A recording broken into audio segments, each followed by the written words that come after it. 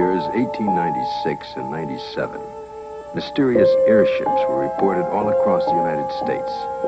In Oakland, California, a group of streetcar passengers reported a winged cigar that sent out a stream of bright light. The sighting spread through Colorado, Texas, Kansas, Nebraska, Iowa, and many other states, particularly in the Midwest.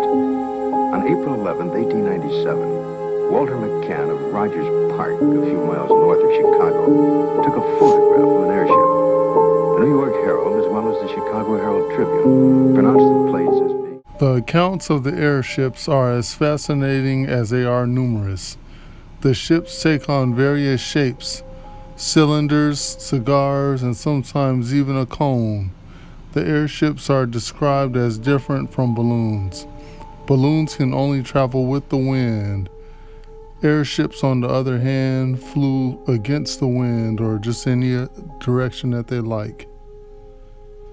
In Nashville, a dispatch from Nashville, Illinois pointed out that the fact that the object traveled from the northwest while the wind was from the southwest goes to prove it was not a balloon.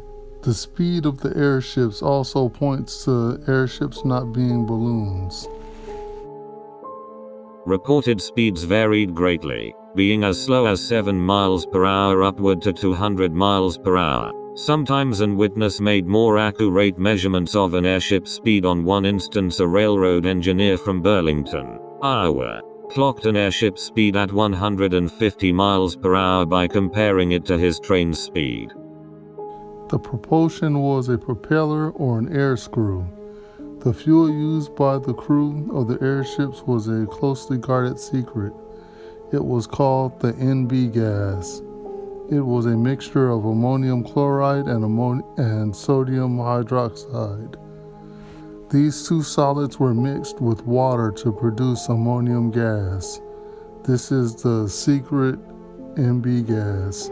NB gas was the secret of the flying abilities of the airships. This is also can account for the reason why so many airship encounters involved the ships collecting water.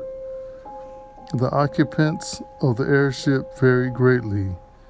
In Lovelady, Texas, the witnesses observed a man walking in the lower levels of an airship.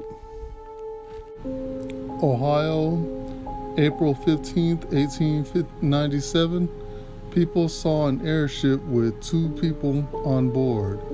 These 2 entities tried to hide.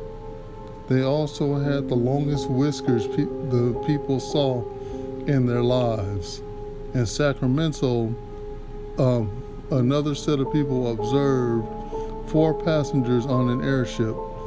The 4 were apparently sitting on top of the craft and was pedaling it like it was a bicycle. In Belton, Texas, people observed 10 passengers on board of an airship. Ex-Senator Harris of Arkansas stated that he talked to a pilot from an airship. The occupant said that he had a powerful gun on board of his ship, and he was taking it to go to Cuba to fight. One man in Rockland, Texas, saw a landed airship. He walked up to get a closer look.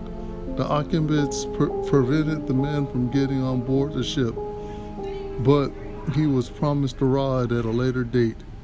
The airship then was boarded by the crew members and sped off, much like a bullet being shot from a gun.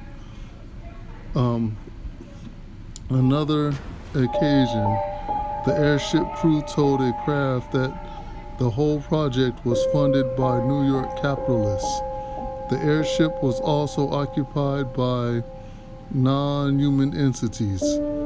On November 19, 1896, 3 slender beings measuring 6 feet tall approached a man's wagon and tried to take the man on board the ship by force. The beings gave up after finding out that they were weaker than the man.